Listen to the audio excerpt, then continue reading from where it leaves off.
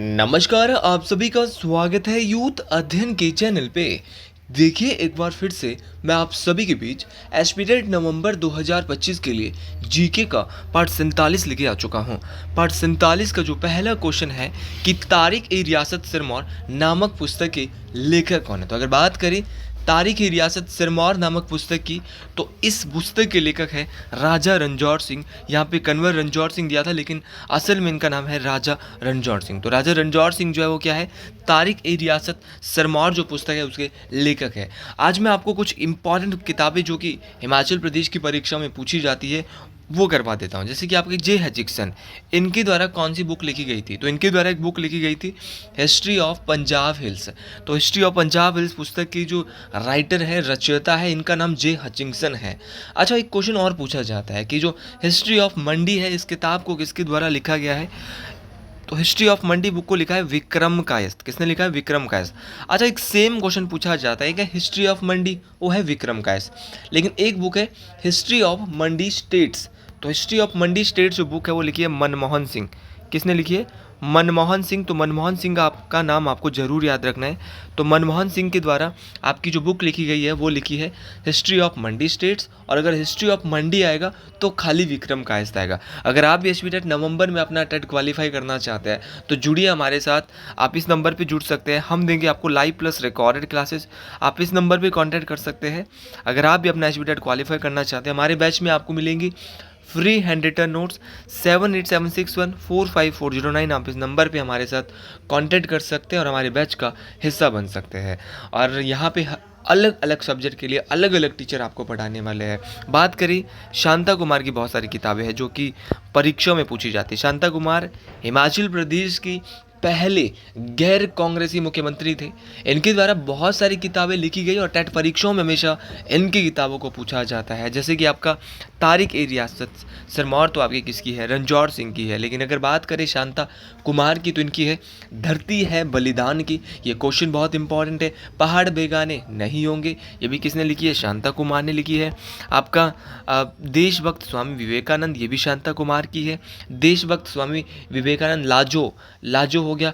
हिमालय पर लाल छाया, और आपका जो एक और है राजनीति एक षड्यंत्र। तो इस सारी की सारी किताबें जो है वो और ये सारी की सारी किताबें जो है वो किसके द्वारा लिखी गई है? शांता कुमार के द्वारा लिखी गई है। इस बात को आपने डिटेल से याद रखना है। तो एक बार फिर से सुन लीजिए, शांता कुमार की बुक से आपका धरती है बलिदान की, आपका पहाड़ बेगाने नहीं होंगे, देशभक्त स्वामी विवेकानंद, लाजो, हिमालय पर लाल छाया, सारी किताबें किसने लिखी है? शांता कुमार के द्वारा लिखी गई है। एक बार क्वेश्चन पेपर में पूछा गया था कि जो कंट्री लाइफ पुस्तक है वो किसके द्वारा लिखी गई है।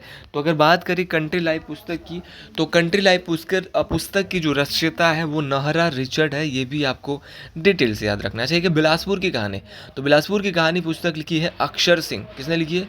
अक्षर सिंह ने। और एक कुल्लूत देश की कहानी वो लिखी है लाल चंद प्रार्थी। किसने लिखी है? लालचंद प्रार्थी। इनके द्वारा एक बुक लिखी गई है कुल्लूत देश की कहानी। ये भी आपको डिटेल से याद रखना है। अच्छा, अगले क्वेश्चन की ओर चलते हैं कि सर्वोच्च न्यायालय के किस मुकदमे के निर्णय से संविधान की मूल संरचना की उत्पत्ति हुई है। देखिए, संविधान का वो कौन सा निर्णय है? जैसे संविधान की मूल संरचना की उत्पत्ति हुई है तो वह है आपका केशवानंद भारती मामला। देखिए, केशवानंद भारती मामला, और जो आपका प्रस्तावना से जो संबंधित है वो भी यही है आपका केशवानंद भारती मामला। इस बात को आपने डिटेल से याद रखना है। देखिए, केशवानंद भारती मामला जो है ये कब का है? तो अगर केशवानंद भारती मामले की बात करें तो ये 1973 का है। कब का है? 1973 के आसपास का है आपका केशवानंद भारती मामला। इस बात को आपने डिटेल से याद रखना है, ठीक है। तो ये सारे क्वेश्चन परीक्षाओं में बार बार पूछे जाते हैं। एक बहुत बेसिक क्वेश्चन पेपर में आता है कि जो आपका भारत का संविधान है उसको बनने में कितना समय लगा था। तो भारत के संविधान को बनने में 2 वर्ष 11 माह और 18 दिन। ये तो टेट परीक्षाओं का सबसे बेसिक क्वेश्चन है। फिर एक क्वेश्चन और टफ करके देते हैं कि संविधान का संवैधानिक सलाहकार कौन था। तो हमारे संविधान का जो संवैधानिक सलाहकार था वो था वी.एन. राव। कौन था? वी.एन. राव था। ये बात आपको डिटेल से याद रखनी है। अच्छा, भारत का संविधान कब लागू हुआ? तो लागू हुआ था 26 जनवरी 1950। लेकिन बनकर कब तैयार हुआ था, ये एक बेसिक क्वेश्चन है।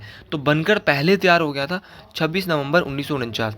तो 26 नवंबर 1949 को बनकर तैयार हुआ, लेकिन लागू होता है बाद में 26 जनवरी 1950 को। इस बात को आपने डिटेल से याद रखना है। क्वेश्चन पूछने वाला क्वेश्चन पूछता है कि जो संविधान सभा है, संविधान सभा की जो संघ समिति है उसके अध्यक्ष कौन होते थे। तो संघ समिति के जो अध्यक्ष संविधान सभा के थे वो पंडित जवाहरलाल नेहरू थे। और संचालन समिति, जो संविधान सभा की एक संचालन समिति थी, उसके अध्यक्ष थे डॉक्टर राजेंद्र प्रसाद। इनका नाम भी आपको जरूर याद रखना है। क्वेश्चन बहुत दफ़ा क्वेश्चन परीक्षाओं में ये पूछा जाता है कि जो न्यायिक पुनर्विलोकन है, न्यायिक पुनर्विलोकन होता है जुडिशियल रिव्यू, कि जुडिशियल रिव्यू का जो संकल्पना है वो भारत देश में कहाँ से ले रखी है। जुडिशियल रिव्यू जो लिया है वो आपका यूएसए, संयुक्त राज्य अमेरिका से लिया है। ये क्वेश्चन बहुत बार पूछा है कि जो भाई आपका न्यायिक पुनर्विलोकन है वो कहाँ से लिया है। तो न्यायिक पुनर्विलोकन की जो प्रक्रिया है वो कहाँ से ली गई है, तो वो आपके कहाँ से ली गई है, यूएसए देश से ली है। इस बात को आपने डिटेल से याद रखना है। अच्छा, संविधान में संशोधन अक्सर होते हैं, आप सब लोग जानते हैं कि संविधान में संशोधन होते हैं। तो संविधान में संशोधन की प्रक्रिया कहाँ से ली है, दक्षिण अफ्रीका देश से ली गई है। अच्छा, संविधान में संशोधन किस आर्टिकल के तहत होता है, आर्टिकल नंबर 368 के तहत होता है। अनुच्छेद 368 संविधान में संशोधन की बात करता है। फिर क्वेश्चन पूछने वाला घुमा के पूछता है कि संशोधन कौन कर सकता है, तो संशोधन कर सकता है आपका संसद। अगले क्वेश्चन की ओर बढ़ते हैं। ये जो आपका गोलकनाथ केस है ये 1967 का है, ये भी आपको डिटेल से याद रखना है। अगले क्वेश्चन की बात करें कि कौन सी नदी भूमध्य रेखा को 2 बार पार करती है। तो 2 बार काटने वाली नदी जो भूमध्य रेखा को 2 बार काटती है, ये मोस्ट इम्पॉर्टेंट क्वेश्चन है। तो 2 बार काटने वाली नदी जो है आपकी कौन सी है, कांगो नदी। कांगो नदी जो है वो भूमध्य रेखा को 2 बार काटती है। इस क्वेश्चन को आपने डिटेल से याद रखना है, बेहतर तरीके से याद रखना है। अच्छा, क्वेश्चन पूछने वाला क्वेश्चन पूछता है कि पृथ्वी को 2 बराबर भागों में बांटने वाली रेखा। तो पृथ्वी को 2 बराबर भागों में बांटने वाली रेखा भूमध्य रेखा, इक्वेटर लाइन, और इसको विषुवत रेखा भी कहा जाता है। अच्छा, बात करें भूमध्य रेखा की, तो कभी कभार एक बेसिक क्वेश्चन आता है कि भूमध्य रेखा के ऊपर जो एरिया रहता है उसको क्या बोलते हैं, उत्तरी गोलार्ध, और नीचे जो एरिया रहता है उसको बोलते हैं दक्षिणी गोलार्ध। तो ऊपर कितनी होती है, तो भूमध्य रेखा के ऊपर 90 अक्षांश है और नीचे भी 90 अक्षांश है, और खुद भूमध्य रेखा भी एक अक्षांश है। तो पृथ्वी पर कितनी अक्षांश रेखाएं होती है, तो बोलेंगे 190, 181, 90 और 90 180 और 181, 181 अक्षांश रेखाएं पृथ्वी पर होती है। लेकिन सबसे बड़ी अक्षांश रेखा कौन होती है, आपकी भूमध्य रेखा या 0 डिग्री रेखा होती है। क्वेश्चन मेरे भाई ये पूछा जाता है कि जो भूमध्य रेखा है वो दुनिया के, विश्व के कितने देशों से गुजरती है। तो अगर बात करें भूमध्य रेखा की तो ये विश्व के 13 देशों से गुजरती है। इस बात को आपने डिटेल से याद रखना है। अच्छा, क्वेश्चन और पूछा जाता है कि भूमध्य रेखा सबसे बड़ी अक्षांश रेखा है, ये पृथ्वी को, अगर बात करें, ये पृथ्वी के 13 देशों से जाती है, ये पृथ्वी को 2 बराबर भागों में बांटती है, ये भी आप समझ गए। इसकी लंबाई कितनी है, तो इसकी लंबाई जो है वो 40,075.16, एग्जैक्ट बता रहा हूँ, 40,75.16 किलोमीटर इसकी लंबाई है। इस बात को आपने डिटेल से याद रखना है। अच्छा, ऐसी अक्षांश रेखा है जहाँ रात और दिन बराबर होते हैं, तो रात और दिन बराबर भी आपके भूमध्य रेखा पर होते हैं। इस बात को आपने डिटेल से याद रखना है। अच्छा, भूमध्य रेखा के ठीक ऊपर 23.5 डिग्री उत्तर में है एक रेखा जिसका नाम बहुत बार पूछा जाता है, कर्क रेखा। अक्सर इसको ना ट्रॉपिक ऑफ कैंसर कहते हैं। क्या कहते हैं, ट्रॉपिक ऑफ कैंसर। और 23.5 डिग्री दक्षिण, एक 23.5 डिग्री दक्षिण में है, उसका नाम है मकर रेखा। दोनों रेखाएं आपको याद रखनी है। 23.5 डिग्री दक्षिण रेखा, दक्षिणी अक्षांश पूछेगा तो मकर रेखा है। 23.5 डिग्री उत्तरी अक्षांश, मतलब कि 23.5 डिग्री आपका नॉर्दर्न लैटिट्यूड बोले तो आपका उत्तरी अक्षांश पूछेगा तो भैया आपका क्या आएगा, आपका जो है वो कर्क रेखा जिसको ट्रॉपिक ऑफ कैंसर कहते हैं। और 23.5 डिग्री दक्षिण पूछ लिया तो मकर रेखा जिसको ट्रॉपिक ऑफ कैप्रिकॉर्न कहा जाता है। ये क्वेश्चन मोस्ट इंपॉर्टेंट है। रात और दिन कहाँ पे बराबर होंगे, तो रात और दिन आपके बराबर होते हैं वो मध्य रेखा पे। इस बात को, क्योंकि यहाँ पे 12 घंटे की रात, 12 दिन की अवधि होती है, इस बात को आपने डिटेल से याद रखना है। ठीक है, सूर्य साल में 2 बार 21 मार्च और 23 सितंबर को भूमध्य रेखा के ठीक ऊपर चमकता है। इस बात को आपने डिटेल से याद रखना है।